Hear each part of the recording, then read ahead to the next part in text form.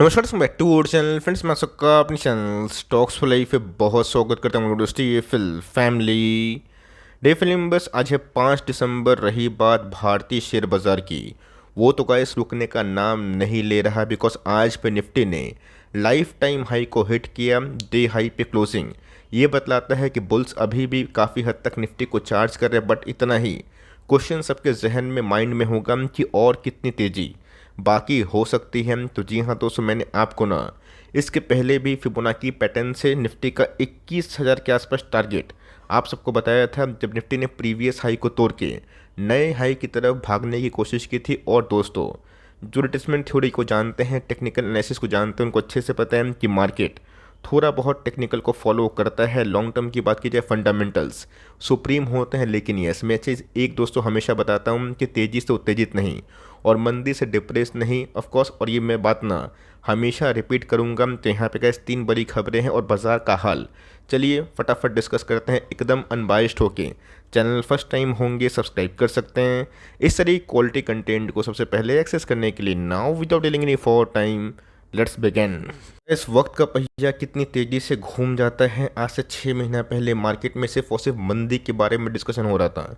कोई लोग मानने के लिए तैयार नहीं थे कि निफ्टी 20,000 कभी 2024 के पहले हो सकता है। लेकिन बाजार दोस्तों हमेशा आपको सरप्राइज भी करता है। इसलिए गैस, बाजार को टाइमिंग करना छोड़ दें और जो अच्छी कंपनी है, अच्छे लेवल्स पे मिल रही है अपने फंडामेंटल्स के अकॉर्डिंग, उसमें अगर दम है तो ऑफकोर्स अपने पारी खेल सकते हैं। लेकिन यस, सिर्फ तेजी हो गए, मैं कोई भी टॉम डिकन और हैरी जो शेयर है उसको मैं खरीद लूँगा, ये चीज़ सही नहीं है। बाजार अगर भागता है ना, गिर भी सकता है और गिरता है तो भाग भी सकता है। भले ही इंडियन स्टॉक मार्केट की बात की जाए, सेंटिमेंटल बूस्ट हमें देखने को मिल रहा है, लेकिन जो रैली ना कंटिन्यू होते हुए देखने को मिल रही है, ये 21,000 के पास, जो कि हमने एंटिसिपेट किया था प्लस माइनस 1% होता रहता है, उसी के लेवल्स में हमें देखने को मिल रहे हैं। तो फर्दर क्या डेवलपमेंट हो सकती है और आने वाले कल में गैस कौन सी गलती आपको बिल्कुल भी नहीं करनी, चलिए उसको डिस्कस करना ज़रूरी है। बात 1 साल की, तो गैस निफ्टी की बात की जाए, 1 साल हाई छोड़िए, लाइफ टाइम हाई के लगभग ट्रेड कर रहा है। और निफ्टी का जो गोल्डन फिगर है ना 20,000, वो सक्सेसफुली हिट होता हुआ देखने को मिल रहा है। और पीछे से एक बहुत बड़ी कैटलिस्ट न्यूज़ हमें देखने को मिल रही है, जिसको लेके बहुत ही कम लोग बात कर रहे हैं। लेकिन यस, इस पूरे निफ्टी के रैली में गैस वही न्यूज़ मुझे ना बहुत ही हद तक मजबूत देखने को मिल रही है, जिसको लेके मार्केट अभी काफ़ी इग्नोर कर रहा है। आज के घटनाक्रम की बात की जाए, सारी जगह दोस्तों ग्रीनरी हमें देखने को मिला। लेकिन एक चीज़ गैस आपने ऑब्जर्व किया होगा कि निफ्टी तो भागा, सेंसेक्स भी भागा और बहुत सारे इंडेक्स हरे हुए थे, लेकिन पोर्टफोलियो में एज सच कोई बड़ी उछाल देखने को नहीं मिली। इसका रीज़न क्या है पता है? इसका रीज़न है प्रॉफिट बुकिंग। ऐसे बहुत सारे इन्वेस्टर ट्रेडर होते हैं जो शॉर्ट टर्म के लिए बाजार में आते हैं, उनके लिए 5%, 10%, 15%, 20% काफ़ी इनफ होता है। हम लोग ऐसे बहुत ही लॉन्ग टर्म इन्वेस्टर हैं जिनके लिए टारगेट से कोई सीमा नहीं होती। लेकिन ऐसो कैसे एकदम सिस्टमेटिक वे से ट्रेडिंग करते हैं, मोमेंटम स्विंग करते हैं, उनके लिए टाइमली प्रॉफिट बुक करना बहुत ज़रूरी हो जाता है। तो कभी ना तो कभी दोस्तों निफ्टी का शॉर्ट टर्म टॉप बनेगा, प्रॉफिट बुकिंग होगी और वहाँ पे बहुत सारे शेयर्स को डंप करते हुए भी दिखाई जाएंगे। लेकिन दोस्तों, सिर्फ इस न्यूज़ से आपको डरना नहीं है, लेकिन तेज़ी से गुमराह होगी। कोई भी स्टॉक को बेतुके भाव पे खरीदने से बचे। बिकॉज आज के दिन जो डेवलपमेंट हमें देखने को मिल रही है, इसमें अडानी स्टॉक काफ़ी रॉकेट बन चुके हैं। इन स्टॉक्स की बात की जाए, अडानी इंटरप्राइज 17% भागा, अडानी पोर्ट की बात की जाए 15%। और दोस्तों, ये कोई छोटा मोटा इंडेक्स में नहीं आता है। निफ्टी 50 की कोई कंपनी में 17%, 20% के आसपास हलचल होती है ना, ये एक बहुत बड़ी बात मानी जाती है। तो जी हाँ दोस्तों, Adani enterprises, Adani port, Adani Wilmar, Adani green, जितने भी अडानी के स्टॉक्स है, सब में तेजी भरा माहौल है। और ये इसलिए है बिकॉज जो हिंडनबर्ग का बीच में रिपोर्ट हमें देखने को मिला था, जिसको लेके बहुत लोग डिस्कस कर रहे थे, डर भी गए थे और फियर वाला माहौल था।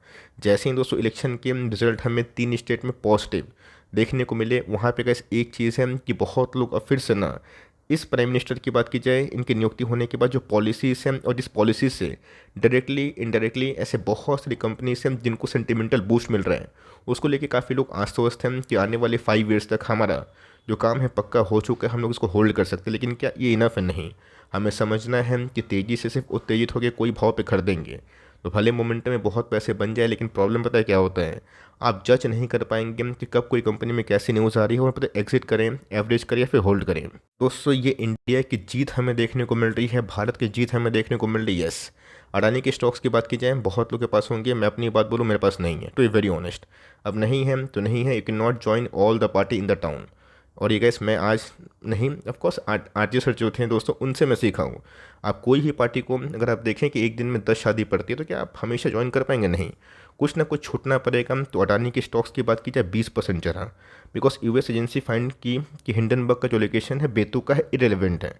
तो जी हाँ दोस्तों, इसी न्यूज़ के संग भारतीय बाजार में अडानी स्टॉक्स में काफ़ी तेज़ी है।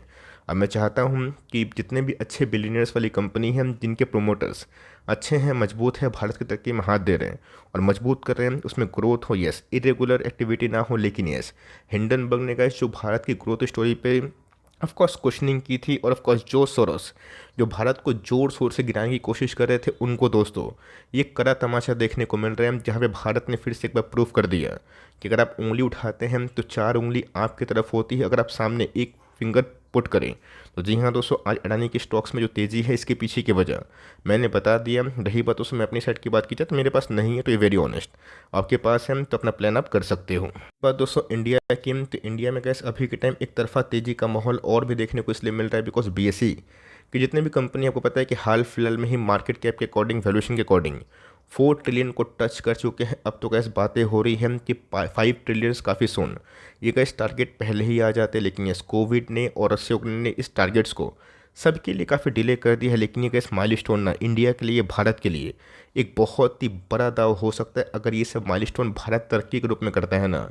आप मानिए या फिर मत मानिए, पूरा दोस्तों वर्ल्ड मार्केट में इंडियन इक्विटी मार्केट ही ना पूरे वर्ल्ड को आउट परफॉर्म कर सकता है अगर स्टेबल गवर्नमेंट हो, और ऑफकोर्स गवर्नमेंट का push make in India, manufacturing, infra, इन सब पे काफ़ी हो। तो बात दोस्तों रिपोर्ट्स की बात की जाए, वो तो ये भी क्लेम कर रहे हैं कि 2030 तक भारत वर्ल्ड की 3rd लार्जेस्ट इकोनॉमी होगी और 26 के शायद पहले ही हम लोग जर्मनी को क्रॉस करके उसको ओवरटेक कर लेंगे। अब इसमें कितनी सच्चाई है वो तो वक्त बताएगा, लेकिन यस, हम लोग इस भीषण स्लो डाउन की कंडीशन में भी 7-7.5% के आसपास दर से ग्रोथ कर रहे हैं, जो अपने आप में ही रिमार्केबल साइन है। तो ये एक बहुत ही अच्छी बात है। लेकिन यस, क्या निफ्टी में सब्जी डिस्काउंटिंग नहीं हुई है? ऑफकोर्स हो गई है।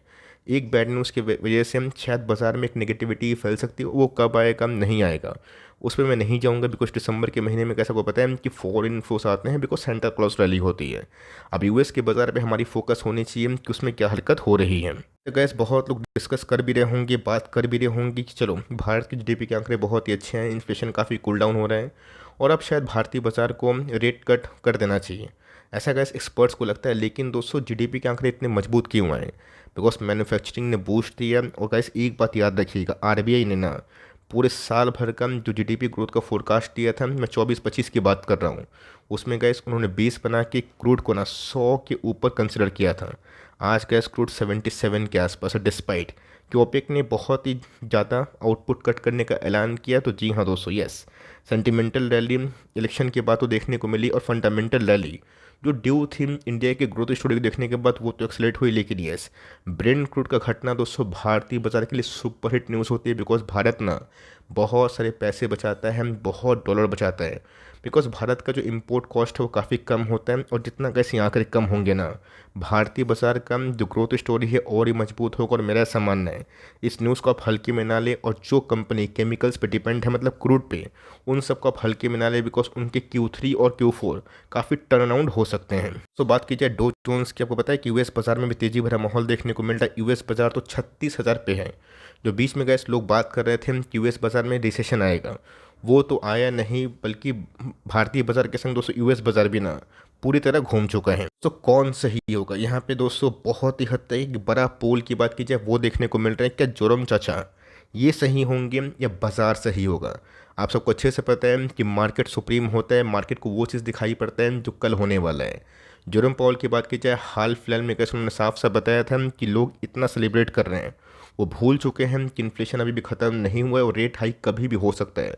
अगर उनको पॉसिबल टर्म्स लगा, उन्होंने कैसे अपना ना हॉकिश स्टैंस और कॉशिश स्टैंस दिया। लेकिन बाजार में कैसे मंदी होती है ना, आप कितनी भी अच्छी न्यूज़ दे दें, इससे कोई इम्पैक्ट होता नहीं। लेकिन यस, जब बाजार में तेज़ी होती है, अब जितना ही मना कर ले, लोग ऐसे मानते ही नहीं हैं।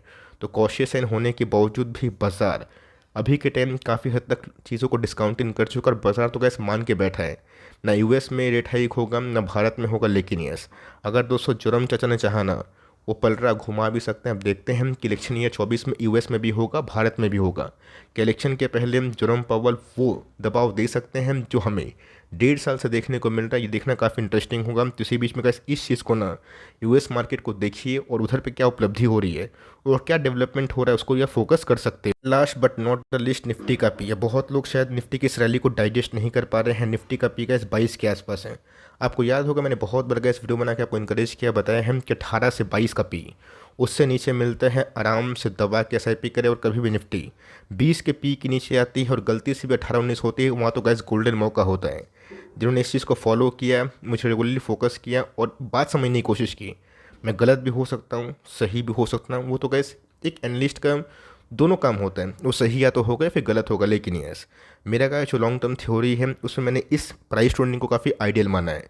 अब जिनको गैस इस प्राइस ट्रेंडिंग में खरीदने का मौका मिला और मिड कैप और स्मॉल कैप में रैली का मौका मिला, उनके अच्छे पैसे बने। बट यस 22 के पी के बाद देखना बनता है कि या तो प्राइस करेक्शन होगा या कॉन्सोलेशन होगा या फिर निफ्टी इस रेंज को पार करके क्या फर्दर 24, 25, 26 का पी कमांड कर सकता है फिर नहीं। तो अभी भी गाइस कोई भी बबल मुझे दिखाई नहीं पड़ रहा है। शॉर्ट टर्म पुल बैक कहीं पॉसिबल है तो कोई भी गाइस टॉम और डिक और हैरी जो शेयर्स खरीदने से बचे और जिस कंपनी में अर्निंग का दम है ना, उसको आप चाहें तो इस टुकड़ों में अभी भी खरीद सकते हैं। बिकॉज अमूमन हमने देखा है कि निफ्टी भागा तो पोर्टफोलियो भागा ही नहीं और निफ्टी गिरा तो पोर्टफोलियो भाग गया। बोलने का ये मतलब है कि हर एक स्टॉक का एक साइकिल आता है और साइकिल अगर उस कंपनी के फेवर में है, उस स्टॉक के फेवर में है, तो जनरली का इस इंडेक्स को फोकस नहीं करता है और अपनी रैली कंटिन्यू करता है। आपने बेस्ट एग्जांपल पॉलीकैब और वरुण बेवरेजेस और बहुत सारी कंपनीज में देखा जिसके साइकिल अभी बहुत ही मजबूत है बिकॉज अर्निंग्स काफ़ी दमदार है। तो ये सब गलती है चीज़ ना करें और ऑफकोर्स अपने फंडामेंटल थ्योरी पे स्टिक रहें।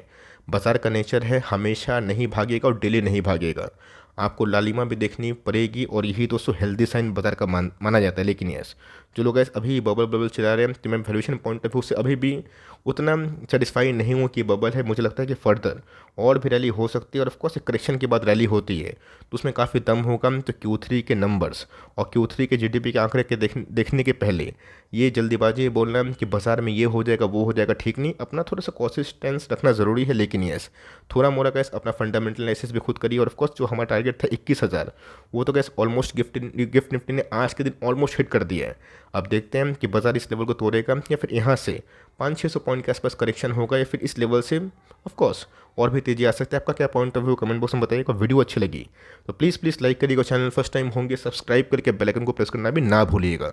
तो गाइस मिलते हैं जल्दी ही, तब तक के लिए bye. Thanks for watching friends, God bless you all.